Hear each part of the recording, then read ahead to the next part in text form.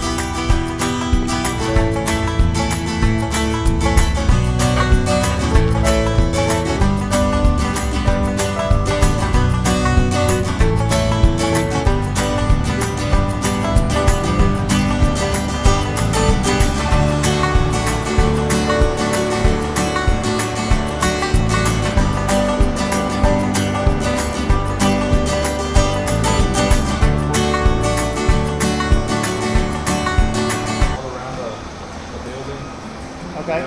Put caulking on top of the doors, windows, where they don't leak. Okay. Inside. I've had a couple that got away. Yeah. Oh, okay, my building leak. Yeah. I said, what? What's that leak? I go, and it's one window.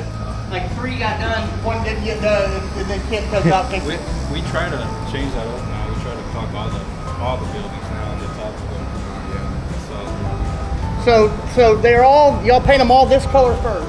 But what if it wants to be another color? The siding comes like that. It's like a primer on the Okay, so it's already primed. Yeah, it's already okay. primed. We just gotta caulk them, tape the stuff that don't get painted, and spray them. I got you. And just paint the trim. I got you.